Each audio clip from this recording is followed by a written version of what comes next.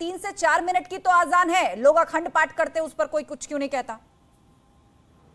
देखिए, बात 3 से 4 मिनट की अजान की नहीं है। मैं आपको एक और बात बताता हूं। अभी हमारे भाजपा के सज्जन कह रहे थे ये समाजवादी पार्टी का किया धरा है। मैं इस बात से निश्चित तौर पर इत्तेफाक नहीं रखता हूं। अब मैं आपको एक रोचक बात बताता हूं। कल शाम को मैं टेलीविजन देख रहा था, न्यूज 18 की डिबेट पे हम जी। बयान देख रहे थे अल जवाहिरी का। और अल जवाहिरी कहते हैं कि मैं मुस्कान को लेके हैप्पी हूं। तो आप समझिए, जो हिजाब का मैटर आया उसके पीछे कौन है? क्या मेरा प्रश्न है, क्या उसके पीछे अलकायदा है?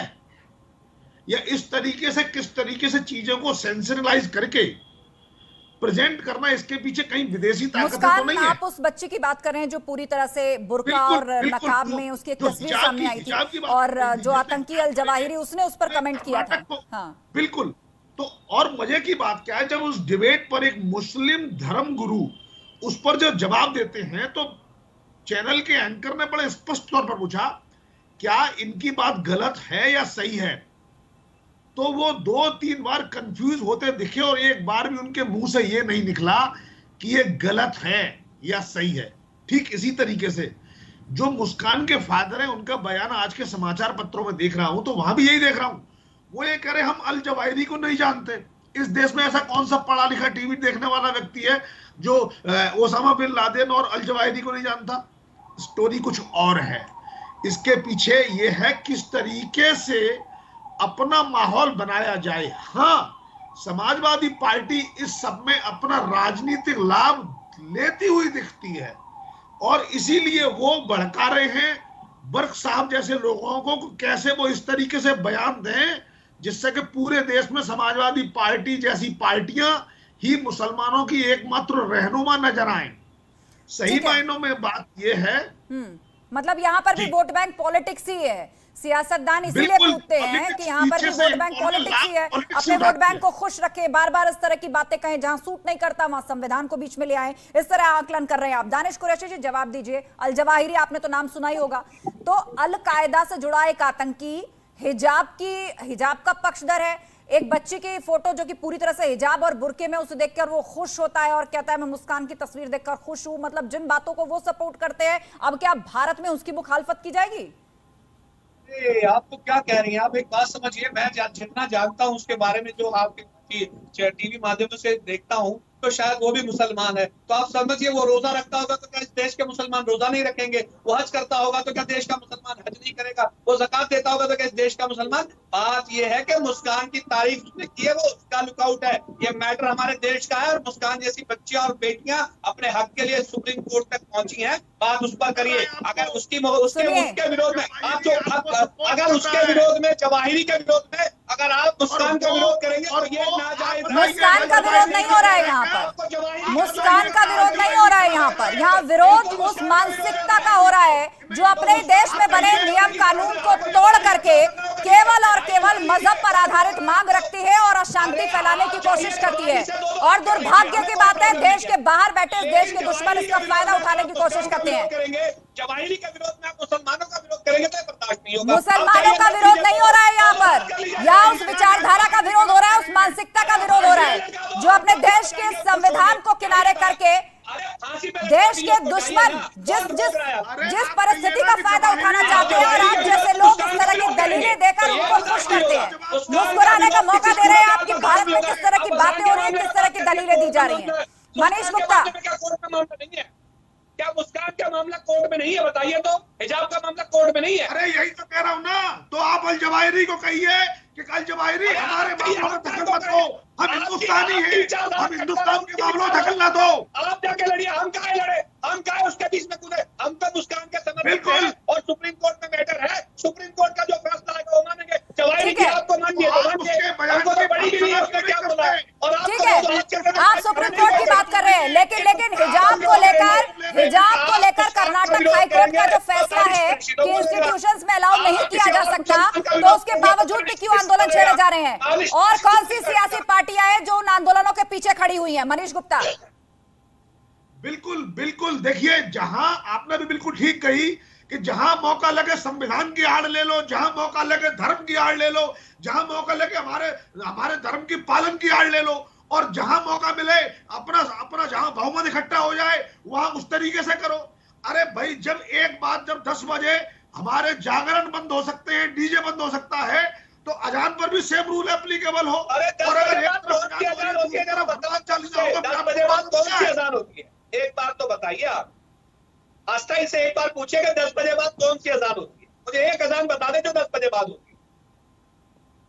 बात 10 बजे की और 9 बजे की नहीं है, बात सुबह 6 बजे के पहले तो होती है। क्यों मैं रोज अपने घर से ऑफिस को निकलूं तो शाम को शुरू क्यों? तो नहीं है तो एक क्यों शुरू? अरे जब आस्था मैं जी, हिंदू एक एक करके बात रखिए, एक करके बात रखिए, एक करके। मनीष गुप्ता, दानिश कुरैशी, आप दोनों शांत हो जाइए। मनीष शुक्ला जी कुछ कहना चाह रहे हैं। मनीष जी। देखिए, दो बातें हैं। एक तो कुरान और इस्लाम का अनिवार्य अंग है अजान, लेकिन लाउड स्पीकर से अजान इस्लाम का अनिवार्य अंग नहीं है। दूसरा, ये केवल ध्वनि प्रदूषण से संबंधित विषय नहीं है, धार्मिक रूप से आहत करने का विषय है। दानिश कुरैशी जी, आप बताइए अजान का अर्थ क्या होता है? अब तो उसी धर्म से आते हैं।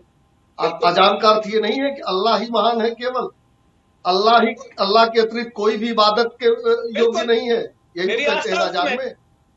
हाँ बिल्कुल, और ये कहते हैं कि आइए कामयाबी की तरफ, तो कामयाबी की तरफ किसी आपकी को बुलाना आस्था है बुरा है, तो ईश्वर की तरफ आप ये किसी कहेंगे को बुलाना बुरा है। आप कहेंगे अल्लाह के अतिरिक्त इबादत के योग्य कोई नहीं है, तो ये क्रिश्चियन कोई नहीं है या जैन या बुद्ध या पारसी या हिंदू के धर्म से नहीं ठीक है दानिश कुरैशी, आपके लिए कोई नहीं है, आपके लिए कोई नहीं है, आपका मजहब है, आपकी विचारधारा है, आपने मानी, आपने आत्मसात की, लेकिन बाकी लोगों को उसे क्यों सुना रहे हैं आप? बाकी लोगों को सुनने पर बातें क्यों कर रहे हैं? सवाल उस पर है। लाउड स्पीकर आपके मजहब का हिस्सा नहीं है, लाउड स्पीकर अजान का हिस्सा नहीं है, और सवाल यही है कि क्या चिल्लाने से, क्या एक मशीनी उपकरण को सामने रखने से अल्लाह जल्दी सुनेगा क्या? अल्लाह के अलावा अगर कोई पूजनीय नहीं है तो क्या आप वहां आके हनुमान चालीसा करेंगे? कि आपको इजाजत है? जी, एक गंभीर विषय को मैंने रेज किया, मुझे मेरा विषय कंप्लीट करने का मौका मिलेगा। मुझे पता है आप किस तरह की बातें रखना चाह रहे हैं, लेकिन एक बार मनीष शुक्ला जी की बात पूरी हो जाए फिर मैं आपके पास आऊंगी। मनीष शुक्ला जी, बात पूरी कीजिए। जी बिल्कुल, यही मैं कह रहा हूँ। ये जो लोग ये कहते हैं केवल ध्वनि प्रदूषण से विषय है, धर्म प्रदूषण का नहीं है। ठीक है, आपकी आस्था है मामा, हम उसको सम्मान करते हैं, लेकिन जब लाउड स्पीकर से आप किसी ईसाई के कान में, किसी जैन, बौद्ध, पारसी, सिख या हिंदू के कान में पहुंचाते हैं कि अल्लाह के अतिरिक्त इबादत की योग्य कोई नहीं है, इससे भावना नहीं आहत होती किसी की? जी बिल्कुल, यही तो मेरा सवाल था। तो दानिश दोनों विषय है। आप डिबेट में जाएंगे दानिश जी, आपने आजान दानिश जी डिबेट में जाएंगे तो बात बहुत दूर तक जाएगी। लोगों को सुनने पर बात क्यों कर रहे हैं? सवाल इस पर है। इसके जड़ मूल तक ले जाएंगे इंशाल्लाह। जी बताता हूं, मैं जवाब दूंगा आस्था। हाँ बताइए। ठीक है, सुनिए आप मेरी बात, ये बात कर रहे हैं आस्था की। सबसे पहले देखिए अभी आपके चैनल पे ये फतवा न जारी करने लगे। ठीक है मनीष शुक्ला जी, एक बार बात सुन लेते हैं। फतवा न जारी करने लगे कहिए। और ये जो समाजवादी पार्टी के प्रवक्ता बैठे हैं, तमाम दलों के प्रवक्ता बैठे हैं, आप अजान का मतलब समझ ले। सुनिए, आपने कहा कि बात दूर तक जाएगी, तो हमने कहा इंशाल्लाह हाँ, अभी ये फतवा जारी करने लगेंगे। नहीं, आप कह रहे हैं कि भाई दूर तक जाएगी तो हम छोड़ देंगे। ठीक है, दूर तक ले जाएंगे, चलिए कहाँ तक जाएंगे। अब सुनिए, सबसे पहली बात बताइए ना, अभी तो आप दूसरा अर्थ बता रहे थे अजान का, विदेश में आप दूसरा अर्थ बता रहे थे, वो वाला अर्थ बताइए। धमका रहे हैं आपको, ये चैनल पे धमकी दी जा रही है।